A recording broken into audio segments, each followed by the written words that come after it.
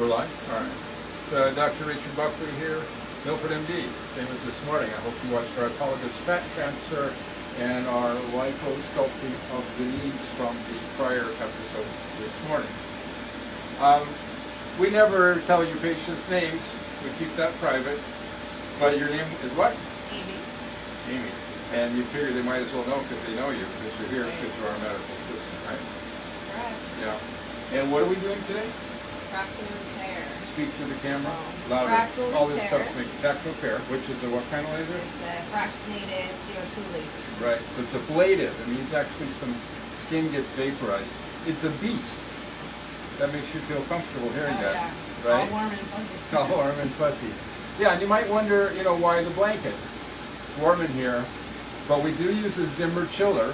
Zimmer means room in German, so I don't know why they call it that. It's a Zimmer chiller. It's true.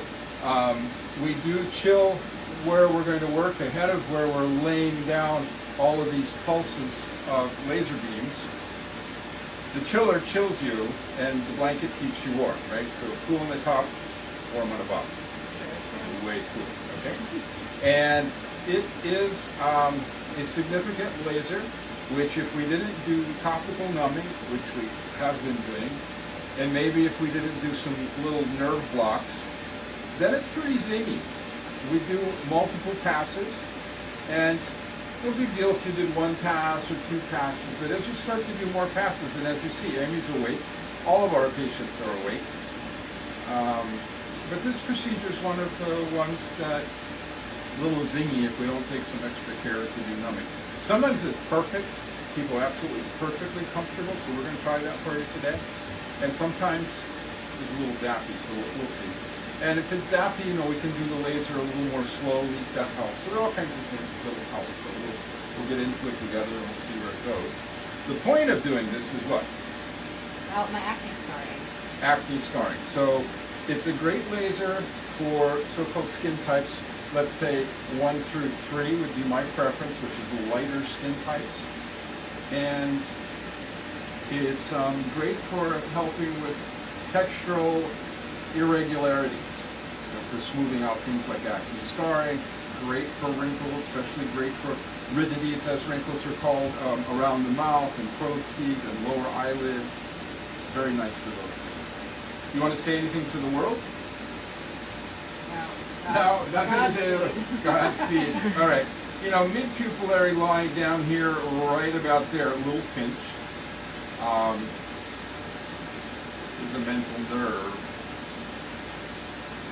Don't tell it's fun. You said you didn't feel much on the other side? No, same here. Not feeling much at all. Right. Nope.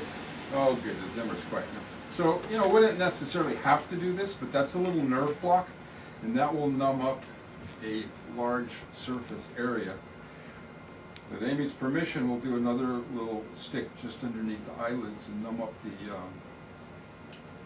inferior orbital nerve, and then you could also do one up here, numb up the trochlear and supraorbital nerves, which can help numb up a lot of things. And I think if there are areas that are kind of more sensitive after all that being said and done, it's probably more in the periphery, which I often put a little numbing in as well. But we'll see how that goes. There's a little notch, one can feel right here, which is right about there. Little pinch. The nerve is actually right there at that notch.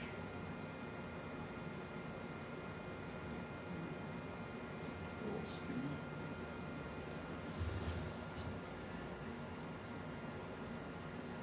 Or you can measure out 17 millimeters and 27 millimeters respectively to get at the two aforementioned nerves. Also works.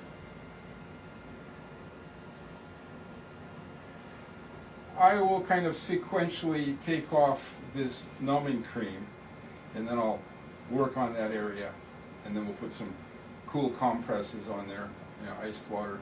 I'll go to the next area, This CO2 laser, which is an ablative laser, versus other things which are not ablative lasers, comes in 2 flavors. It comes in a 600, which is a more superficial laser, and it comes in a 135, which is a deeper laser. We're going to use the 135 today.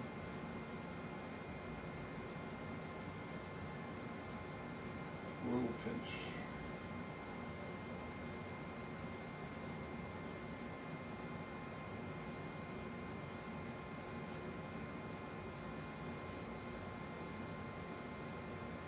Also, we're going to put in some protective eye shields, because I'm actually going to be doing a little lasering on the eyelids.